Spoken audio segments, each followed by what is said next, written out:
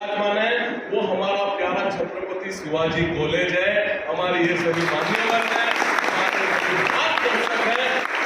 उन इंसान दो बार पैदा होता है, एक बार तब जब उसको अपना बायोलॉजिकल जन्म मिलता है और दूसरा जब उसको अपना विजन मिल जाता है। दिखता नहीं दिखता इससे कोई फर्क नहीं पड़ता, लेकिन जिंदगी में विजन का होना बहुत जरूरी है। साइट नहीं है इससे कोई फर्क नहीं पड़ता दोस्तों, लेकिन विजन का होना बहुत जरूरी है। और मेरे हिसाब से तो बिना विजन की जिंदगी मतलब बिना फ्यूल की कार की तरह है, उसका कोई मतलब नहीं है। हाल के दिनों में काफी हर्डल से हम लोग निकले, तो कोविड गया, लॉकडाउन गया, तो रशिया, यूक्रेन, ताइवान, चाइना कुछ न कुछ लगा रहा पूरी दुनिया में, और उसका काफी असर हमारी भी जिंदगी में हुआ। लेकिन वॉरेन बफेट से लेकर रॉबर्ट कियोसाकी तक ने दुनिया की ऊंची से ऊंची मंजिल के टेरेस पे खड़े रहकर हर बार एक ही बात की कि जहां पर क्राइसिस है वहां पे अपॉर्चुनिटीज है। अगर इस तरह से दिखता नहीं है कोई शारीरिक अक्षमता है, अगर ये क्राइसिस है, तो मुझे लगता है कि इससे बहुत कुछ आगे जाने के लिए अपॉर्चुनिटीज भी निर्माण होती है। और इसके लिए प्राचार्य सर, मैं हर बार कहता हूं कि अपनी उलझनों से ही हमें, जो हमारे प्रॉब्लम है, जो हमारी दिक्कतें हैं, कि अपनी उलझनों से ही हमें अपनी मुश्किलों के हल मिले। जैसे टेढ़ी मेढ़ी शाखों से हमें ढेरों रसीले फल मिले, और उसके खाद जरूर होगी, तभी तो जाके सागर से हर बार गंगा जल मिले। तो ये जिंदगी का जो खारापन है वही हमें और मजबूत करता है। बचपन से लेकर आज तक जब भी प्रॉब्लम्स आए, हर्डल्स आए, उन दिनों से माँ मेरी सबसे बेस्ट फ्रेंड थी। मेरे सर पर हाथ फेर कर उसने हर बार एक ही बात कही कि भावेश, तू दुनिया को नहीं देख सकता, इसका मतलब ये नहीं कि यहाँ तकिए में मुंह डालकर रो।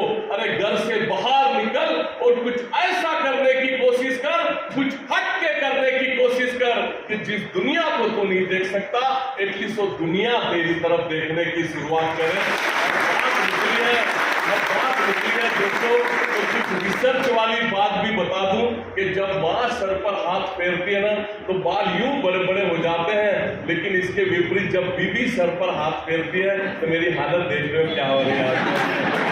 अगली बार आऊंगा ननौरे साहब, आपके कारण मैं दूसरी बार इस प्यारे से इस एनर्जिक वातावरण में आ पाया, आपका बड़ा धन्यवाद करता हूं। लेकिन कब कभी भविष्य में आने का मौका मिला तो कुछ गर्लफ्रेंड वाली भी रिसर्च है मेरे पास में, मैं आपके साथ में जरूर शेयर करना चाहूंगा। माँ के आशीर्वाद ही थे। विठल सर के 16 साल की उम्र में with my one sided friend, जिसको एक ही पैर है, हम दोनों ने मिलकर टेंडम साइकिल बनाई थी, 2 पेडल वाली साइकिल। उसका काम था हैंडल और ब्रेक संभालना, और पीछे बैठ के मैं पेडलिंग करता। और इस तरह से गोंदिया महाराष्ट्र से नेपाल, काठमांडू और वापस गोंदिया, हमने 6000 किलोमीटर की साइकिल टूर की थी 45 दिनों में, जिसको लिम्का बुक को लेकिन ये हर्डल, स्पीड ब्रेकर, गायकवाड़ साहब, ये जो हर्डल, स्पीड ब्रेकर, परेशानी, तकलीफ, ये जो शब्द हैं वो कभी अकेले नहीं चलते, पूरे परिवार के साथ में चलते हैं। और मेरे साथ भी यही हुआ। एक हाथ में एमए की फर्स्ट क्लास की 2 डिग्रियां थी, लेकिन मां नहीं थी। उन्हीं दिनों 4 स्टेज ब्लड कैंसर से मां का निधन हो चुका था। लाखों रुपए का कर्जा, 50-50 हजार की इंजेक्शन उन दिनों अमेरिका से मंगाए जाते थे मां की कीमोथेरेपी के लिए।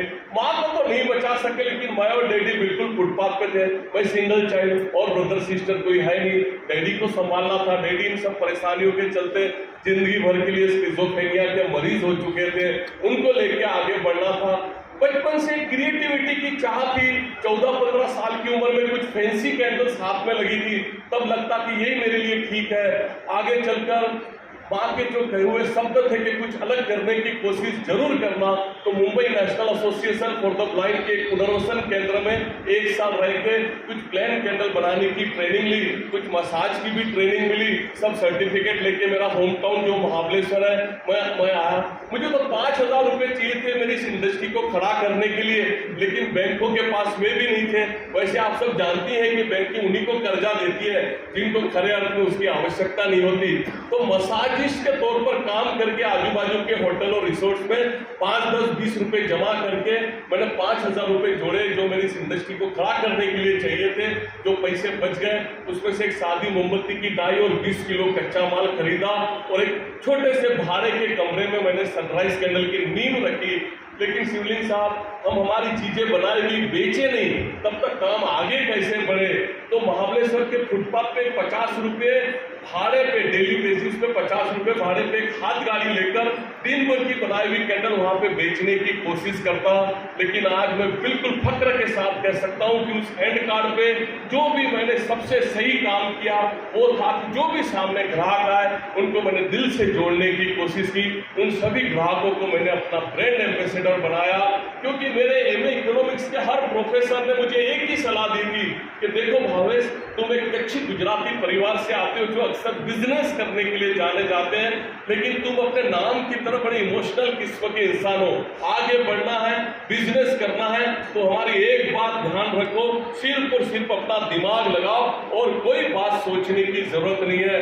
आज सालों बीत गए लेकिन आज तक मैं अपने प्रोफेसरों की उन बातों को समझ नहीं पाया।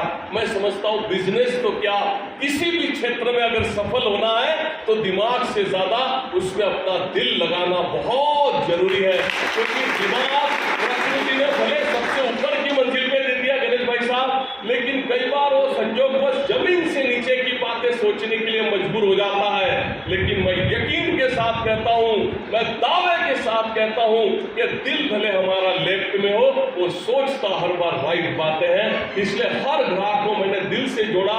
आप भी आगे चलकर अपना फैमिली बिजनेस शुरू करोगे, स्पोर्ट्स के साथ साथ में आप पढ़ाई पूरी करके अपना कोई स्टार्टअप शुरू करोगे, कुछ बिजनेस शुरू करोगे, लेकिन हर एक ग्राहक हमारे लिए कितना महत्वपूर्ण होता है ये छोटी सी घटना के साथ मैं आपको शेयर कर सकता हूं। उस हैंड कार्ड पे जब भी मैं अकेला होता, मैं कस्टमर बिहेवियर के ऊपर मैं काफी रिसर्च करता, मेरे प्रोडक्ट को छूकर आपस में वो क्या बातें करते, इस तरह से मैं अपनी मार्केटिंग की स्ट्रेटेजी तैयार करता। कई बार ऐसा भी होता नंदोड़े साहब की उस हैंड कार्ड पे कपल जो आता, जो हस्बैंड वाइफ आते और उसकी वाइफ के हाथों से ढोएर और चूड़ियों की आवाज आती होती और हस्बैंड बड़ा इंसिस्ट करता होता अपनी वाइफ को, करे देखो कितनी प्यारी कैंडल है, तुम्हारे मम्मी पापा भाई बहन सबके लिए खरीद लो। यहाँ जितने भी भाई बहन बैठे हैं सबको मालूम है कि कोई भी हस्बैंड अपनी वाइफ को शॉपिंग के लिए इस तरह से इंसिस्ट नहीं करता। अगर मार्केट में से जा भी रहे होंगे और सामने साड़ी की दुकान दिख गई तो हस्बैंड अपनी वाइफ को बातों में उलझा कर कब वो डेंजर जोन पार कर दिया जाए उसकी फिराक में रहता है। लेकिन वहां पे उससे उल्टा होता है, एक तो चूड़ियों की आवाज और हस्बैंड का इंसिस्ट करना अपनी वाइफ को खरीदी के लिए।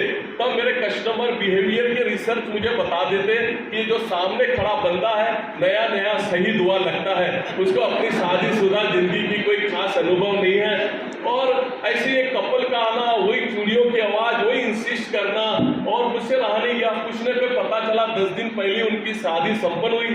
जब से उस हैंड कार्ड पे जो पहली कैंडल हाथ में लगी, शायद एक 60 रुपए वाली पानी में तैरने वाली फ्लोटिंग फ्लावर थी, मैंने उनको वेडिंग गिफ्ट देनी चाहिए, थोड़े हेजिटेट भी हुए, गिफ्ट तो रखी, लेकिन दूसरी जो कैंडल खरीदी उसके दाम चुका है। जिस ग्रोसरी शॉप के बाहर मैं अपनी हैंड कार्ड लगाता था उसका लैंडलाइन नंबर लिया, वे गए, 15 दिन के बाद मुझे फोन आया उस नंबर पे।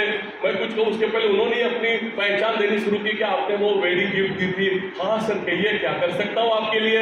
मैंने कहना शुरू किया, उन्होंने कहा देखो मिस्टर भाटिया, मैं आपको मेरा कार्ड नहीं दे पाया, लेकिन यहाँ पुणे इंफोसिस में मैं बहुत बड़ी पोस्ट पे काम करता हूँ, 24,000 एम्प्लॉय है। 40 दिन के बाद एक फंक्शन हमने रखा हुआ है जहाँ तुम्हारा इसे पूछे बिना मैंने तुम्हारे रहने खाने की और दोनों जगह पे फेस 1 फेस 2 में स्टॉल भी रखवा दिए हैं। बस लास्ट को इतनी कैंडल लेके आओ। 50-60 डिजाइन में बना लेता था। कई दिन 2 गाड़ियां भरकर कुछ दोस्तों को मदद के लिए लेकर मैं पहुंच गया इंफोसिस, जैसे उन्होंने वादा किया था। हर प्रकार की व्यवस्था मेरे लिए कर रखी थी। लेकिन एक बड़ा प्यारा काम उन्होंने किया था कि हर एक 24,000 में से हर एक एम्प्लॉय को मेल करके उन्होंने मेरे प्रोजेक्ट के बारे में बता रखा था कि किसी और स्टॉल पे जाओ मत जाओ, उस कैंडल के स्टॉल पे आपने जाना बहुत जरूरी है। और उनकी नेटवर्किंग का ये फायदा हुआ कि 3 दिन के एग्जीबिशन में अभी तीसरा दिन शुरू ही होना था और हमारी कैंडल खत्म होने की थी। फिर तो हमने कुछ कैंडल बचा के रखी थी जो दिखा के हम ऑर्डर बुक कर रहे थे। और उस 60 रुपए वाले फ्लावर ने ये कमाल किया जो कभी मैंने उनको वेडिंग गिफ्ट के तौर पर देना चाहा था। जब हम इंफोसिस से लौटे प्राचार्य सर तो 19 लाख रुपए का बिजनेस लेके लौटे। एक इंडिविजुअल ग्राहक हमको किन ऊंचाइयों तक लेके जा सकता है इसकी हम कल्पना भी नहीं कर सकते। लेकिन उस हैंड कार्ड पे एक बात ऐसी घटी गायकवाड़ साहब जिसने मेरी पूरी जीवन ही बदल के रख दी। रोशना बहन उन दिनों नीता मेरी धर्मपत्नी मुंबई से ऐसे टूरिस्ट आई हुई थी महाबलेश्वर। 8-8, 9-9 पेट्रोल पंप की इकलौती वारिस मुझे उस हैंड कार्ड पे अकेला देखकर रोज शाम को आके उसने मुझे हेल्प करनी शुरू की। 18 दिन तो बड़े अच्छे कटे। पास में एक बड़ा सा उनका बंगलो भी था महाबलेश्वर में। जब भी वो फ्री होते एक दूसरे के बारे में पूछने की कोशिश करते, एक दूसरे के बारे में जानने की कोशिश करते। इन 18 दिनों में काफी अच्छी दोस्ती भी हो चुकी थी और 19वें दिन शायद मेरी खूबसूरती काम कर गई और उसके तरफ से शादी का प्रस्ताव आ गया। पीछे नगर पालिका की खुली गटर बह रही थी, मैं तो गिरते गिरते बचा जब उसके तरफ से शादी का प्रस्ताव आया। लेकिन उसने जो बात कही है वो आज एक एक शब्द आज भी मुझे याद है कि भावेश, मैंने बचपन से सिर्फ पैसा देखा। अक्सर लड़कियों के ब्याह बड़े घर में किए जाते हैं, बड़ा घर मतलब ज्यादा पैसा। मुझे जिंदगी में पैसों की सिवा कोई बात ही समझ में नहीं आई। लेकिन इस हैंड कार्ड पे 18 दिन आपके साथ काम करके मुझे मेरी जिंदगी का विजन मिल चुका है। हम दोनों एक होते हैं। तुम्हारे पास एक बड़ा जबरदस्त आर्ट है, लेकिन तुम्हें एक साथी सपोर्ट की जरूरत है। हम मिलकर ऐसे हजारों की संख्या में हमारे दिव्यांग और ब्लाइंड मित्र हैं, उनके लिए काम कर सकते हैं। मैं ना नहीं कह सका। हमने तो प्राचार्य सर उस फुटपाथ भी एग्रीमेंट कर ली, लेकिन वह पीछे विलन बहुत थे। अनारकली के लिए एक मुगल बादशाह थे, लेकिन मेरे लिए मुगल बादशाहों की फौज थी। उसके माता पिता तो कन्विंस हुए, लेकिन और जो इनलॉज थे और जो रिश्तेदार थे वो कहाँ मानने वाले थे। अनिल सर उन्होंने शर्त रख दी कि अभी सगाई करते हैं, 1 साल के बाद शादी। उनको लगा इस 1 साल में लड़की के सर से समाज सेवा का बुद्ध उतर जाएगा। वो अपनी जगह पे, मैं अपनी जगह पे। लेकिन बाद में मैं कहाँ मानने वाला था। हर हफ्ते में उससे मुंबई जाता मिलने के लिए कि कहीं वो अपने विचार न बदल दे। अब एक स्ट्रीट होकर पैसे कहाँ से निकाले मुंबई जाने के लिए, बस का भाड़ा कहाँ से निकाले। तो जो आजू बाजू के स्ट्रीट होकर थे उनसे उधार के पैसे लेके मुंबई जाना और इन उधार के पैसों में बॉम्बे जाते जाते मेरे दिल की हर धड़कन एक ही बात कहती थी कि सांसों में वो मेरे समाया भी बहुत लगता है, सांसों में वो मेरे समाया भी बहुत लगता है, वो शख्स मुझे पराया भी बहुत लगता है। तमन्ना तो यह है कि रोज उससे मिलने जाऊं, लेकिन क्या करूं आने जाने में किराया भी बहुत लगता है। मुझे प्राचार्य सर मालूम है बच्चे यही सब सुनना चाहते हैं, उनको कोई ज्ञान विज्ञान की बातें नहीं सुनते। लेकिन आपको मैं बता दूं कि बस आप सबको विनती करना चाहता हूं कि मेरी लाइनों को रट्टा लगा लो, आने वाले दिनों में आपको बड़ी काम आने वाली है। हर हफ्ते लगा चलो उसके लिए कुछ गिफ्ट ले लेते हैं, लेकिन फिर लगा मेरी छोटी सी गिफ्ट रोशना बहन उसकी उस आलीशान प्लेट में क्या दिखेगी, चलो कुछ फ्लावर ही ले लेते हैं। लेकिन मैं एक भी फ्लावर उसके लिए नहीं खरीद पाया। हर हफ्ते जब भी मैं उससे मिलने गया, क्योंकि जब जब मैंने उसके लिए फ्लावर खरीदने की बात सोची मेरे दिल की धड़कन ने एक ही बात कही कि वो इतनी हंसी है, वो इतनी हंसी है कि मेरी खुशी का क्या जवाब दूं। खूबसूरती के पन्नों से उसको क्या खिताब दूं। कोई फूल होता तो जरूर माली से मंगवा लेता, जो खुद एक गुलाब है उसको क्या गुलाब दूं, उसको क्या गुलाब दूं। कदम साहब 1 साल पूरा हुआ और मैं नहीं चाहता था अपने घर से 1 रुपया भी लाए। मेरी भावनाओं की बड़ी कदर की और हमने महाबलेश्वर के स्कूल के क्लासरूम में दोस्तों को चाय शरबत पिलाकर हमारी शादी संपन्न की। 3-4 दिन से उस हैंड कार्ड पे हमने काम शुरू कर दिया। लेकिन एक गिल्ट, एक जिल्लत, एक शर्म बिल्कुल थी कि जिस मकसद के लिए हम जुड़े थे वो कहीं भी पूरा नहीं हो पा रहा था। हम यहाँ खुददारी स्वाभिमान की बड़ी बड़ी बातें करते और कभी लकड़ियां पटकते हुए और हमारे ब्लाइंड मित्र वहां से निकल जाते। ये बड़ा दुखद होता। ऐसे ही 5 ब्लाइंड मित्रों को हमने स्कूल पे बुलाया, 300 रुपये रोज का रहने खाने के वादा करके। उन दिनों हैसियत नहीं थी, लेकिन कहीं से शुरुआत तो करनी थी।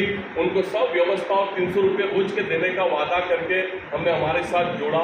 देखिए ब्लाइंड लोगों का नेटवर्क इतना जबरदस्त होता है कि 5 के 25 कब हो गए हमें भी पता नहीं चला। और वर्कशॉप का भाड़ा, कच्चा माल, रोज के पैसे देना, खाने रहने की व्यवस्था और बेचने के लिए छोटी सी हैंड कार्ड, जो भी सेविंग की बड़ी स्पीड में खत्म होने लगी। तब लगा कि समाज सेवा ज्यादा दिन नहीं चलेगी। और जो गरीब परिवार या मध्यम वर्गीय परिवार से आते हैं ना, आपके मेरी तरह जो कुछ अलग करना चाहते हैं, कुछ हट के करना चाहते हैं, कि तुरंत बड़े बुजुर्गों की तरफ से खतोड़ा चल जाता है कि अपनी मर्यादा में रहो, जितनी चद्दर है उतनी पैर पसारना सीखो। आपने सुना नहीं सुना, लेकिन मैंने ये लाइन कितनी बार सुनी थी और उन दिनों पहली बार लगा कि बड़े बुजुर्ग ठीक ही कह रहे थे, लेकिन दिल की गहराई से कुछ और आ रहा था कि ये क्या बात हो गई, जितनी चद्दर है उतनी पैर पसारना सीखो। अरे उस निर्जीव चद्दर के लिए हम अपने सजीव पैर को क्यों तकलीफ दें? हमारे पैर जितने लंबे हैं उतनी बड़ी चद्दर बनाने की हम कोशिश क्यों नहीं कर सकते? और इन विचारों ने एक जबरदस्त ऊर्जा भर दी। उन्हीं दिनों मैंने रेडियो पे डॉक्टर अब्दुल कलाम साहब की बड़ी खूबसूरत एक स्पीच सुनी थी, जिसकी एक लाइन मुझे इतनी अच्छी लगी, जिसको मैंने अपना गुरु मंत्र बनाया कि इंतजार करने वालों के हाथ में उतना ही आता है जितना कोशिश करने वाले छोड़ दिया करते हैं। वाट पाहणाऱ्यांच्या हातात तेवढाच येतो जेवढा प्रयत्न करणारे छोड़ून देतात। इस लाइन से प्रेरणा लेकर बड़े बड़े इंफ्रास्ट्रक्चर की राह न देखते हुए, बड़ी बड़ी इमारतों की राह न देखते हुए, एक लीन एक माइक्रो प्रोजेक्ट पे काम करते हुए गायकवाड़ साहब हमने आगे बढ़ना शुरू किया। जहां टेबल मिली हमने हमारा शोरूम खड़ा कर दिया, जहां कमरा मिला हमने हमारी मैन्युफैक्चरिंग शुरू कर दी। आजू बाजू के जिलों से होते हुए आजू बाजू के राज्यों के हमारे दृष्टिबाधित ब्लाइंड मित्र हमसे जुड़ना चाहते थे। हमने कंपनी को डिजाइन इस तरह से किया कि इसमें कोई मालिक नौकर न हो। जितना मैन्युफैक्चरिंग का काम था नंग पे डाला गया, मार्केटिंग पूरा डिडक्शन पे, इसलिए हर एक इंडिविजुअल अपना 100% देने लगा। और इसका नतीजा ये हुआ कि जो कभी एक डिजाइन से शुरुआत की थी, आज सनराइज कैंडल 30 सालों में 10,700 से ज्यादा डिजाइन प्रोड्यूस करती है। जो 20 किलो से शुरुआत की थी, गए साल हमें 3,000 मेट्रिक टन से ज्यादा कच्चा माल कम पड़ गया। करीब 70 देशों में, पूरा यूरोप, मिडल ईस्ट और अफ्रीकन कंट्रीज में हमारे प्रोडक्ट एक्सपोर्ट होते हैं। और सबसे खुशी की बात है, जैसे प्राचार्य सर ने कहा, 9,500 से ज्यादा मेरे दृष्टिबाधित मित्र एक 20-25 हजार से लेके 40-50-60 हजार रुपया मंथली इनकम पाकर अपने घर पर पैर पे खड़े हैं। जो घर उनको संभालने के लिए तैयार नहीं थे, आज काम करके पैसा भेजकर वे अपने घर संभालने लग गए। और हम ईश्वर खुदा को थैंक यू क्यों ना कहें कि उन्होंने 2 के बदले ये 10-10 आंखें बख्श दी। ठीक है ना, नहीं दिखता, लेकिन आज हमारी बनाई हुई कैंडल्स पूरे जहां को रोशन कर रही है। इससे ज्यादा खुशी की बात हो सकती है। लेकिन दोस्तों याद रखें, कोई भी अपॉर्चुनिटी संधि तक आके हमारा दरवाजा नहीं खटखटाती, हमें खुद हमारी अपॉर्चुनिटी क्रिएट करनी पड़ती है। ऐसा ही एक वाक्य हुआ जब 2008 में रिलायंस इंडस्ट्रीज के तरफ से हमें एक नेशनल अवार्ड घोषित हुआ। मुकेश अंबानी और मान्यवर नीता अंबानी वो अवार्ड देके गए, लेकिन उनके वाइस प्रेसिडेंट सर हम अपनी कार में बिठाकर नरीमान पॉइंट में अपने ऑफिस में ले गए। अपनी केबिन में ले जाकर मुझे प्राचार्य सर मेरे हाथ में एक कवर देते हुए कहा कि इसमें 51 लाख का चेक है, और एमडी साहब जो मुकेश अंबानी साहब वो चाहते थे कि ये कवर आप तक पहुंचे। उन दिनों वहां के संस्कार गायकवाड़ साहब काम आ गए। जट से मैंने वो कवर उनको वापस देते हुए कहा, नहीं सर मुझे पैसों की नहीं, मुझे काम की जरूरत है, आप दे सकते हैं तो मुझे काम दीजिए। और ये बात उनको इतनी अच्छी लगी कि 2008 से टिल टुडे रिलायंस इंडस्ट्री की हर न्यू ईयर गिफ्ट बनाने का हमें मौका मिला। शिवलिंग साहब मुझे बताइए, इससे बड़ी बिजनेस की बात, इससे बड़ी एंटरप्रेन्योरशिप की बात क्या हो सकती है कि 2008 में कभी 51 लाख का चेक लौटाकर 2008 से टिल टुडे करीब 135 करोड़ से ज्यादा का काम रिलायंस हमें अब तक दे चुकी है। मेरी बायोग्राफी तैयार हुई तो उसकी प्रस्तावना भी श्रीमती नीता अंबानी जी ने लिख दी। जब 11 मार्च 2019 में आकाश अंबानी जी की शादी हुई तो वहां हमें उन वीवीआईपी गेस्ट में हमें भी बुलाया गया। तो सबसे बड़ी जो फायदा हुआ रिलायंस का पैसा न लेकर के जब उनका परचेस ऑर्डर आया तो काफी कंपनियों ने हम पे भरोसा करना शुरू किया। और आज काफी बड़े बड़े सीमेंट मैन्युफैक्चरर, फार्मास्यूटिकल्स हैं, होटल ग्रुप्स हैं, उन सब के लिए हम काम करते। कंपनी के ट्रेडमार्क सिंबल से लेके हर चीज हम होम में बना लेते हैं। 2014 में हमने किंगफिशर जो कंपनी है उसके लिए 3.5 लाख बियर मग बनाए थे। अब ये तो विद्या का मंदिर है, ये मैं प्रोडक्ट पे नहीं बता सकता, लेकिन एक सैंपल के तौर पर मैं एक प्रोडक्ट आपके लिए लेके आया था जो आपके साथ मैं शेयर करना चाहता हूँ। इस तरह से हमने 3.5 लाख बियर मग हमने किंगफिशर के लिए बनाए थे। अब ये देखकर मुंह में पानी लाने की आवश्यकता नहीं है क्योंकि ये मोम से बना हुआ है ना, और ये चिल्ड भी नहीं है। Combination with gel and hardware के साथ हमने ऐसे 3.5 लाख पीस किंगफिशर के लिए बनाए थे। लेकिन गायकवाड़ साहब, प्राचार्य सर, शिवलिंग भाई साहब, हम रोज सुबह उठकर ईश्वर खुदा का बहुत बहुत धन्यवाद करते हैं कि विजय माल्या जी देश छोड़कर भागे, उसके पहले हमारा पेमेंट देके गए, नहीं तो मैं अभी यहाँ पे नहीं होता। अभी मैं मेरे परम मित्र विक्रम भाई साहब के साथ में मैं इंग्लैंड के चक्कर लगाता होता वसूली के लिए। अभी यहाँ पे 500 से ज्यादा मैनेजमेंट कॉलेज हमें केस स्टडी करती हैं, लेकिन मैं उन तमाम विद्यार्थियों से कहता हूं कि अगर आप आगे बढ़ना चाहते तो पहले चीजों को बेचना सीखें, मार्केटिंग सीखें। बनाना तो फिर भी आज नहीं तो कल आप सीख ही जाओगे, क्योंकि हम दुनिया की कोई भी भाषा उठा लें उसमें हमें ये कहावत मिलेगी कि अगर बेचो मिट्टी भी बेच सकते हो, अदरवाइज आप सोना भी नहीं बेच सकते। तो मार्केटिंग सबसे जरूरी है, बोलना सबसे जरूरी है। हर एक तूफानों से निकल साहिल से जुड़ सकती है। आज जो छोटी टहनी है कल लंबी पतवार बन सकती है। आपकी छोटी चिंगारी आपकी ऊंची दीवार बन सकती है। मिट्टी जो रोंदी गई पैरों तले वह कल ऊंची मीनार बन सकती है। बस तू एक बार मेहनत कर ले मेरे दोस्त, तेरी भी किस्मत बदल सकती है। मेहनत का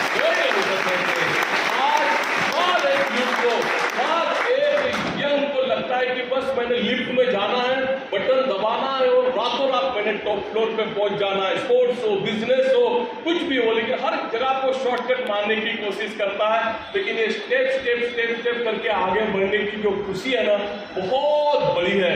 हमने हमारे चारों ओर एक्सक्यूज और बहानों की ऐसी दीवार खड़ी कर दी ना कि मुझे दिखता नहीं, सुनाई नहीं देता, याद नहीं रहता, मैं गरीब परिवार से, मैं किसान के घर से। और आजकल तो देश के कोने कोने में बड़ा लेटेस्ट बहाना चला हुआ है कि मुझे आरक्षण नहीं मिला, मुझे रिजर्वेशन नहीं मिला, इसलिए मैं पीछे रह गया। लेकिन दोस्तों जो है सबसे ठीक है, ईश्वर खुदा ने हमें जैसा बनाया कुछ सोच समझकर बनाया, उनको धन्यवाद करें आज की परिस्थितियों के लिए और आगे बढ़े। नहीं तो एमए इकोनॉमिक्स और एमए साइकोलॉजी की फर्स्ट क्लास की 2 डिग्रियां मेरे पास थी। थोड़ी और कोशिश करता तो मैं भी किसी बैंक में क्लर्की करता होता, मैं भी किसी नीरव मोदी को लोन सैंक्शन करता होता। लेकिन सनराइज कैंडल खड़ी नहीं हो पाती, इन हजारों हाथों को रोजगार जनरेट नहीं हो पाता। आप ही की तरह काफी विद्यार्थियों से मिलता हूं तो मुझे बड़ा आश्चर्य होता है कि सब कुछ होते हुए भी बड़ा हताशा, डिप्रेशन का माहौल है। अभी वही टीनेजर्स की बात करें तो गर्लफ्रेंड बॉयफ्रेंड के ब्रेकअप हो गए, कहीं स्पोर्ट्स में कुछ नहीं कर पाए, बस स्कूल अटकाए हुए बैठे हुए। मैं उन सभी से कहता हूं कि ऐसा जरूरी नहीं कि जिस भी क्षेत्र में हम हाथ डालें सफलता ही सफलता मिलेगी, पहले असफलताएं भी मिलेगी। तो उन असफलताओं को हम स्वीकार करना सीखें और असफलताओं की बुनियाद पे सफलताओं की इमारतें खड़ी की जा सकती है। मैंने एक फिल्म देखी थी मेरी वाइफ के साथ, 3 इडियट, आप सबने भी देखी रहेगी, बड़ी प्यारी फिल्म थी, बहुत अच्छा मैसेज था। लेकिन उसका एक सीन मुझे समझ में नहीं आया। उस हेलीकॉप्टर बनाने का जो प्रोजेक्ट उस इंजीनियरिंग के स्टूडेंट को दिया गया था, वो हेलीकॉप्टर बना भी लेता है लेकिन उड़ा नहीं पाया तो क्या करता है, पंखे से लटक कर खुद उड़ गया। और ये बात मुझे बिल्कुल अच्छी नहीं लगी। आज हम तुरंत गिव अप करने के लिए, तुरंत हम एक लास्ट स्टेज पे पहुंचने के लिए बिल्कुल उतावले हो जाते हैं। काफी मैंने सोचा है इस बारे में, तब लगा कि उसने अपने आप को 4 दीवारी में बंद कर रखा था, उसने दोस्त बनाने ही बंद कर दिए थे। दोस्तों जिस उम्र में आप हैं, एक 4-5 3 दोस्तों का आपके सराउंडिंग में होना बहुत जरूरी है। आपके टीचर्स हो सकते हैं, आपके माता पिता हो सकते हैं, आपके साथ पढ़ने वाले हो सकते हैं, लेकिन एटलीस्ट 3-4 ऐसे अच्छे दोस्त आपके सराउंडिंग में बिल्कुल होने चाहिए जिनको आप दिल की पूरी बातें कह सकें और उनसे अपने दिल का पूरा हाल आप बयान कर सकें। और जब भी कभी भविष्य में न हो आपके जीवन में ऐसा कभी भी क्षण आए, आज के दिन को याद करके आप चाबी के उस गुच्छे को याद कर लेना जिसमें 30, 40, 50 कितने भी चाबियां हो, लेकिन कई बार उसकी आखिरी चाबी भी ताला खोल देती है। तो बस हम निरंतर प्रयत्नशील रहें, गिव अप करने से ज्यादा कहां कम पड़ गए, कहां पे हमारी वीकनेस है, उसको ढूंढते हुए उसको और मजबूत करके आगे बढ़ने की कोशिश करें। और जो आज भी ये हताशा, डिप्रेशन के माहौल में है, आज इस मंच से मैं उनको बिल्कुल कह देना चाहता हूं कि होके मायूस न कभी ढल जाना, होके मायूस न कभी ढल जाना। शाम के अंधेरे की तरह जीवन एक सुबह है, रोज चमकते रहो भोर के सूरज की तरह। हर दिन एक नया दिन, एक नई सुबह, जो बीत गया उसको हम डस्टर से साफ करें और जो एम्प्टी ब्लैक बोर्ड मिली उस पे स्वर्ण अक्षरों से वापस अपना जीवन लिखने की शुरुआत करें। एक पॉजिटिव अप्रोच का होना जिंदगी में बहुत जरूरी है दोस्तों। वो महात्मा गांधी जी के 3 बंदरों वाली बात आपने, मैंने, सबने बचपन से सुनी कि बुरा मत देखो, बुरा मत बोलो, बुरा मत सुनो। लेकिन मेरी व्यक्तिगत राय है उन 3 बंदरों के परिवार में एक और बंदर को शामिल करने की जरूरत है और वो है बुरा मत सोचो। क्योंकि जैसा हम सोचते हैं बिल्कुल हमारे साथ ऐसा होता है। ओशो जो आचार्य रजनीश थे वो अक्सर इस ताकत को अस्तित्व का नाम देते थे। हर बार कहते थे कि एक ताकत पृथ्वी पे बिल्कुल है जो हमारे विचारों को पूरा करने के लिए बड़ी तत्पर होती है। अब फिल्म की बात ज्यादा समझते हो तो शायद ओम शांति ओम में शाहरुख खान इसी ताकत को कायनात का नाम दे दे। हजारों नाम हो सकते हैं लेकिन एक अदृश्य ताकत बिल्कुल है जो हमारे विचारों को पूरा करने के लिए तत्पर होती है। तो फिर अच्छा क्यों ना सोचें, पॉजिटिव क्यों ना सोचें, एनर्जी क्यों ना सोचें। दूसरे की बुराइयां और दूसरों की वीकनेस ढूंढते ढूंढते फिर जाने का वक्त आ जाता है और फिर इतना ही कहना पड़ता है कि मैं अपने अंतिम दिनों में बस यही सोचता रहा कि धूल तो चेहरे पे थी, मैं नहा के आईना पोंछता रहा। आईना साफ है, बस हम अपने चेहरे की धूल को साफ करें, आगे बढ़ें। अच्छा, आप सभी के काफी विद्यार्थी मित्रों से जब मैं हाथ मिलाता हूँ, प्राचार्य सर इनकी हर उंगली में अंगूठी, मैंने कहा इतनी सारी अंगूठियां क्यों पहने हो? कहते अभी बस स्पोर्ट्स पास में आ गए, एग्जाम पास में आ गई, तैयारियां हुई नहीं, इन ग्रहों के ऊपर में छोड़ दिया, वही नैया पार लगाए। वापस मुझे बताती भी कि देखो सर ये जो लाल वाला पत्थर का टुकड़ा हमने अपनी अंगूठी में सजाया हुआ है वो मंगल ग्रह का है, ये दूसरा वाला किसी और ग्रह का। दुनिया भर के पत्थर के टुकड़े उन्होंने अपनी अंगूठी में सजाए हुए हैं। मैं कहता हूँ ये छोटे छोटे पत्थर के टुकड़े और वहां वो करोड़ों करोड़ों करोड़ों करोड़ों किलोमीटर दूर के ग्रह तुम्हारा क्या अच्छा बुरा करेंगे? उनको और कोई काम धंधा नहीं है क्या कि छोड़ छाड़ के तुम्हारी अच्छाई के लिए लग जाएंगे? जो अच्छा बुरा करना है हमने खुद ने अपना करना है। वामन राव पै मराठी साहित्य में क्या खूब कहते हैं कि तूझ तुझे जीवनाचा शिल्प का, पार का कोई धागा तावीज ग्रह आके हमारी जिंदगी नहीं संवार सकता। लेकिन जो आज भी इस अंधविश्वास की दलदल में बैठे हुए हैं उन तमाम मित्रों को मैं कह देना चाहता हूं कि शब्दों के शमशेर चलाता हूं मैं, अरे शब्दों के शमशेर चलाता हूं मैं, पानी से तस्वीर बनाता हूं मैं। कायर है वो जो किस्मत की बात करते हैं, अरे किस्मत की तो खुद तस्वीर बनाता हूं मैं। हमारी जिंदगी की मुझे अभी भी लग रहा है प्राचार्य सर के जिन्होंने अपने उंगलियों में ऐसी अंगूठियां पहनी हुई और दिल से ताली नहीं बजा रहे हैं। मैं किसी की भावनाओं को ठेस पहुंचाने नहीं आया, लेकिन ये अंधविश्वास से दूर रहकर हम अपने आप पे भरोसा कर आगे बढ़ने की कोशिश करें। एक 10-12 मिनट और लेता हूं मैं आपकी। कुछ 1988 की साइकिल टूर के बाद जिंदगी से दोस्तों स्पोर्ट्स करीब करीब निकल चुकी थी और जिस कार्यक्रम के लिए हम आप जुड़े हैं तो उसके साथ मैं कहाँ जुड़ता हूँ, मैं उसका थोड़ा सा एक 5-7 मिनट में आपके साथ बात करना चाहता हूँ। जिस तरह से ओलंपिक होते हैं आप सब जानते हैं, पैरा ओलंपिक, अब तो पैरा ओलंपिक ओलंपिक से भी ज्यादा प्रचलित होने लग गया। काफी लोग उसको देखने लग गए, सराहने लग गए। गोला फेंक, थाली फेंक, भाला फेंक, शॉटपुट, डिस्कस, जावलिन, बचपन से गायकवाड़ साहब मेरे पसंदीदा खेल थे और पहली बार मुझे डिस्ट्रिक्ट पैरा ओलंपिक यहाँ सतारा जिले में खेलने का मौका मिला साउथ स्टेडियम में। वहां से क्लियर कर 2001 में मैं पहली बार नेशनल खेला बेंगलोर में कंतीरवा स्टेडियम में और 2002 में एक ऐसा समा बंधा कि 2002 से टिल टुडे मैं शॉटपुट का नेशनल रिकॉर्ड लेके हूँ। मुझे विक्रम सरसरी के अच्छे दोस्त मिले जिन्होंने काफी टेक्निकल जो मेरे प्रॉब्लम्स थे ये स्पोर्ट्स के उसमें मुझे काफी सपोर्ट किया। इसके लिए मैं विक्रम सर का आजीवन ऋणी भी रहूंगा। और 2002 से टिल टुडे मैं शॉटपुट का नेशनल रिकॉर्ड लेके हूँ। कुछ मेडल्स मैं आपके लिए दिखाने के लिए लेके आया हूँ। अब तक मेरे पास में 117 पैरा ओलंपिक के मेडल्स हैं दोस्तों। 117 पैरा ओलंपिक मेडल्स हैं। महाबलेश्वर में यूनियन बैंक में 3 लोकर हमें दिए गए सिर्फ मेडल रखने के लिए। लेकिन इसमें मेरी वाइफ का बड़ा जबरदस्त योगदान है।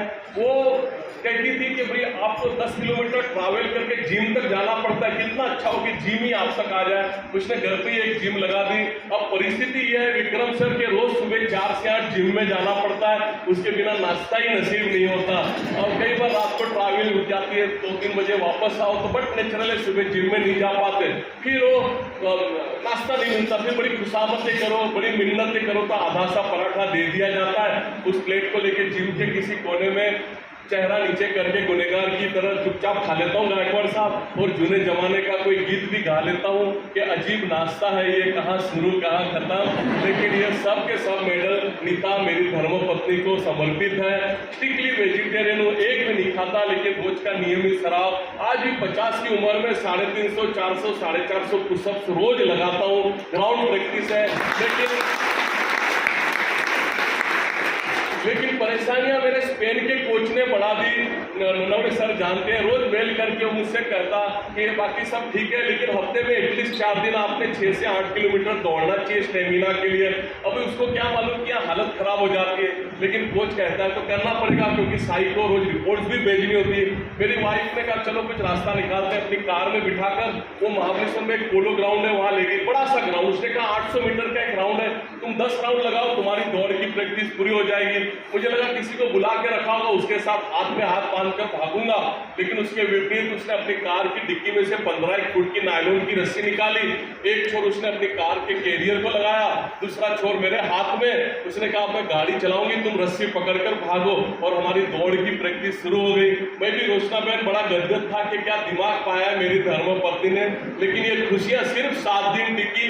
8वें दिन समझ में आ गया कि कहीं तो गड़बड़ है, और उस दिन से आज तक मुझे उससे बड़ा दबके रहना पड़ता है। वैसे हर हस्बैंड को अपनी वाइफ से दबके रहना पड़ता है, लेकिन मुझे सबसे ज्यादा, क्योंकि आज गलती से उसके सामने ऊंची आवाज में बोल दूं तो दूसरे दिन ग्राउंड पे गाड़ी की स्पीड बढ़ जाती है और दोनों जोर से खींच के लेके जाया जाता है। लेकिन ये सब के सब मेडल उसको समर्पित है। और दोस्तों एक बात मैं बता दूं, अगर बॉडी फिट है तो हमारा मन, मस्तिष्क, विचार हर चीज फिट है। हमने मोबाइल क्या हमारे हाथ में आ गया, ये स्मार्टफोन क्या हमारे हाथ में आ गया, हमने खेलना ही शायद हम भूल गए। अभी एक 4-5 साढ़े 5 महीने पहले प्राचार्य सर एक राकेश झुनझुनवाला साहब है जो शेयर मार्केट के बहुत किंग माने जाते हैं, उनकी एयरलाइंस भी है, काफी धनी व्यक्ति। उनका एक वीडियो बड़ा वायरल हुआ था, उसमें वो कहते थे कि मेरे पास 62,000 करोड़ है, लेकिन मैं अपने आप को, मैं जो किडनी का मुझे प्रॉब्लम है, मैं अपने आप को सर्वाइव नहीं कर पा रहा हूं। दोस्तों हमने हेल्थ को गिरवी रख के पैसों के पीछे भागना शुरू किया कि जब पैसा आ जाएगा तब हेल्थ को ठीक कर लेंगे, न फिर हेल्थ बची न पैसा बचा। और उसके लिए मैं इतना ही कहना चाहता हूं कि गुनहगारों की इस दुनिया में, गुनहगारों की इस दुनिया में हम भी गुनाह कर बैठे, कैसी मिली थी जिंदगी और कैसी तबाह कर बैठे। दोस्तों कुछ वक्त बिल्कुल हमने स्पोर्ट्स के लिए देना जरूरी है, और आप तो आर्ट्स के विद्यार्थी हैं, आप और ज्यादा वक्त दे सकते हो और आप और आगे चलकर आसमान की बुलंदियों को छू सकते हैं। खेलो इंडिया से लेके ये महाराष्ट्र मिनी ओलंपिक से लेके कितने कितने अभी नए ऐसे स्पोर्ट्स आ रहे हैं जिसमें आप आपको साबित कर सकते हो। मुझे बड़ा अच्छा लगा जब जिमखाना का अहवाल ननवणे सर पढ़ रहे थे कि कितना सुंदर आप आगे बढ़ रहे हो, कितने सारे शिव छत्रपति स्टूडेंट भी आपके बीच में हुए, तो ये बहुत बड़ी बात है। लेकिन यहाँ रुकने की जरूरत नहीं है, बहुत सारी अपॉर्चुनिटीज है, और जिसके पास स्किल है, जिसके पास में आगे बढ़ने की क्षमता है, उसके लिए तो सरकार भी बहुत काम कर रही है। और ऐसा ही ये सिर्फ भाइयों के लिए, ये मेल के लिए सिर्फ नहीं, जितनी बहनें हैं उनके लिए तो गोल्डन अपॉर्चुनिटी है स्पोर्ट्स में। स्पोर्ट्स को ध्यान में रखते हुए आप आसमान की बुलंदियों को छू सकते हो। तो कुछ वक्त हमने बिल्कुल स्पोर्ट्स के लिए जो भी अच्छा लगता है हमें उस और हमने आगे बढ़ना बहुत जरूरी है। मैं आज जापान, चाइना, इंडोनेशिया, थाईलैंड से करोड़ों करोड़ों रुपए की, हजारों करोड़ रुपए की कैंडल जो हमारे इंडिया के मार्केट में है, उनको जिस तरह से मैं मार्केट में पटकने लगाता हूँ, उसी तरह से मैं स्पोर्ट्स में भी वहां से आए हुए खिलाड़ियों को पटकने लगाता हूँ। नियमित शराब, मैं स्ट्रिक्टली वेजिटेरियन, मैं जोन कैंप में भी अपना स्प्राउट का बॉल लेके नींबू निचोड़ कर मैं खाता हूँ। वो लोग इतने तगड़े तगड़े 150, 200 किलो के एक नाश्ते में पूरा चिकन खत्म कर देते हैं। लेकिन कई बार ननवणे साहब मैंने देखा कि शॉर्टकट मारने के चक्कर में कहीं इंजेक्शन ले लिए, कहीं दवाइयां ले ली और डोपिंग में पकड़े गए और जहां अच्छा कैरियर हो सकता था उनका, वहां उन्होंने अपना कैरियर दांव पे लगा दिया, उसमें से वो पीछे रह गए। तो ये शॉर्टकट वहां पे नहीं चलेगा दोस्तों। अब तो स्टेट हो, नेशनल हो, हर जगह पे बड़ा ध्यान रखा जाता है इस डोपिंग के ऊपर में। तो आप बिल्कुल शॉर्टकट नहीं मार सकते, बस आप नियमित सराव करते हुए अभी 1 महीने के बाद में स्पोर्ट्स डिक्लेयर हुए और महीने के बाद जाकर हम काम करें तो नहीं चलेगा। हमने कंटिन्यू रोज का दिन हमारा बस ये तैयारी का दिन है। इस तरह से हम आगे बढ़े तभी हम सबको पीछे छोड़कर आगे बढ़ सकते हैं। आज आप में से काफी लोगों को आज यहाँ पे आपको सत्कार भी होगा, आपको सर्टिफिकेट भी दिए जाएंगे, आपके मेडल्स भी दिए जाएंगे, लेकिन जो पीछे रह गए उन्हें जरा भी हताश होने की जरूरत नहीं है। उन्होंने और जोर लगाना है और आने वाले दिनों में आप सब आगे बढ़िए। मेरे पास में 117 पैरा ओलंपिक मेडल्स हैं दोस्तों, लेकिन जब अगली बार जब भी मुझे आने का मौका मिला, बस मैं चाहता हूं, आपके साथ शर्त लगाना चाहता हूं कि मुझसे ज्यादा मेडल्स आप लोग लेके आइए। बिल्कुल मंजूर है आपको?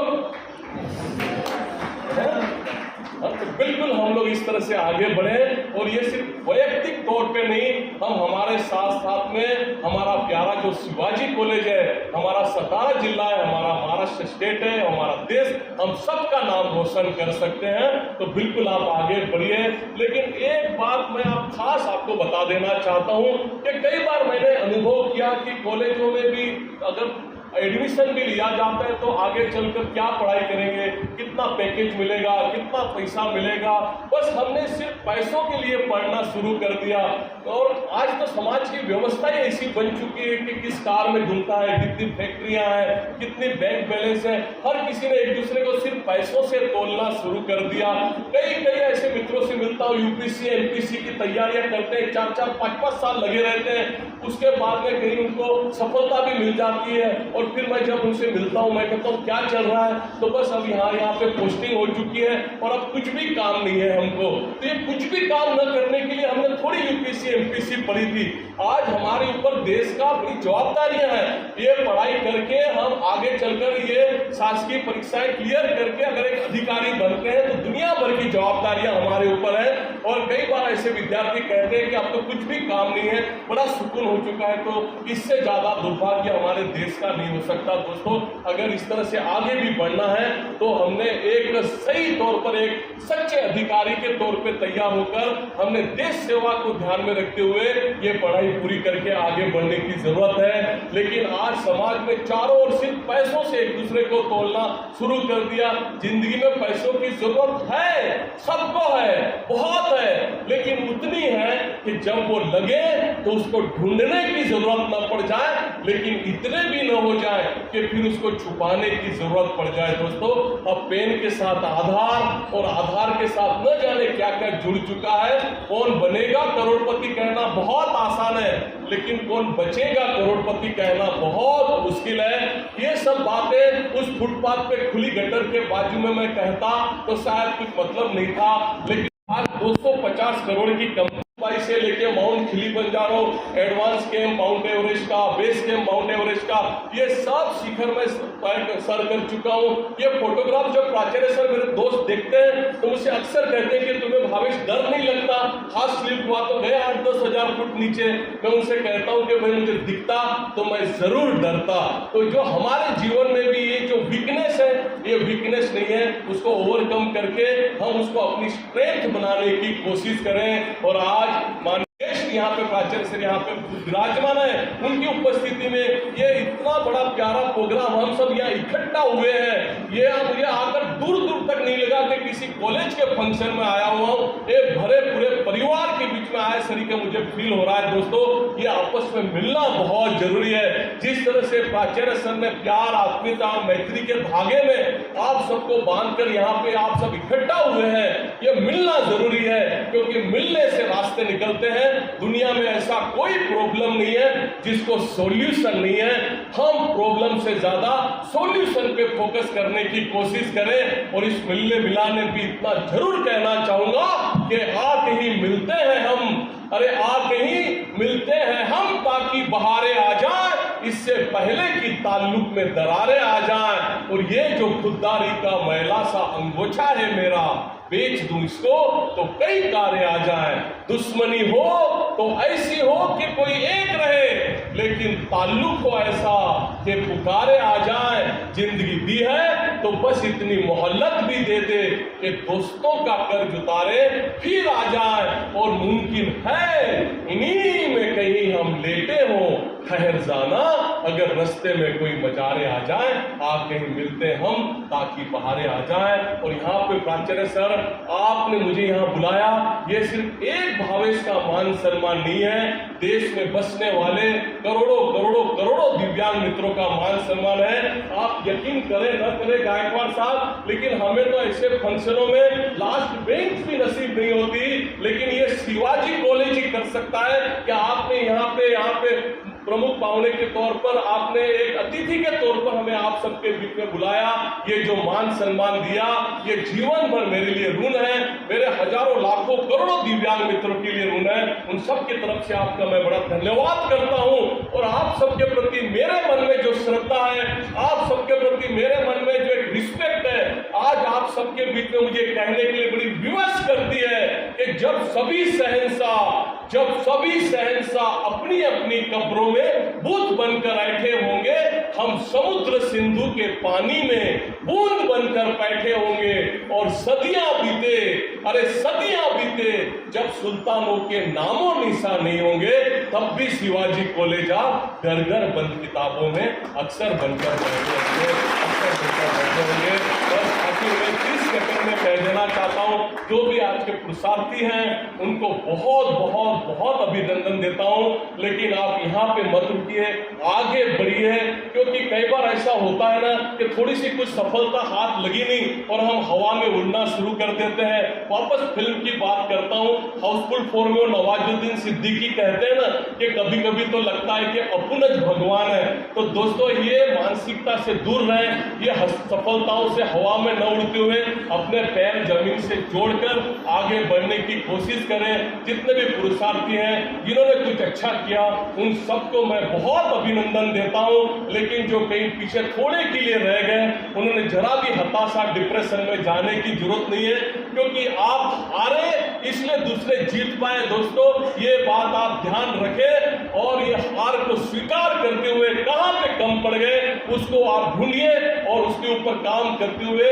अगली बार आप भी उन पुरुषार्थियों की श्रेणी में बिल्कुल आप शामिल हो पाएंगे।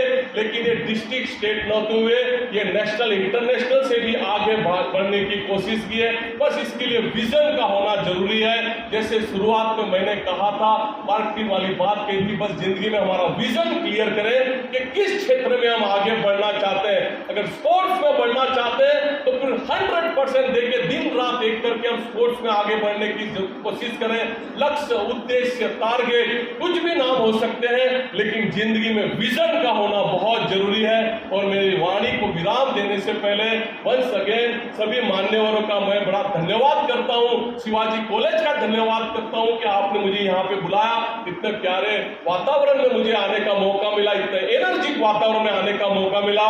मेरे प्यारे मित्र ननवड़े साहब का और मेरे सबसे यंगेस्ट जो मित्र आज बने गायकवाड़ साहब, आपका बड़ा धन्यवाद करता हूं और आप सबको बहुत बहुत अभिनंदन देते हुए इसी विजन, इसी लक्ष्य से मेरी जो पसंदीदा 2 लाइन है वो कहते हुए मेरी बातों को पूरा करना चाहूंगा कि मंजिलों को कभी यह न बताओ, मंजिलों को कभी यह न बताओ, अरे मंजिलों को कभी यह न बताओ कि तुम्हारी तकलीफें कहां है, लेकिन तकलीफों को ये जरूर बताओ कि तुम्हारी मंजिलें कहां है। आपका बहुत थैंक यू।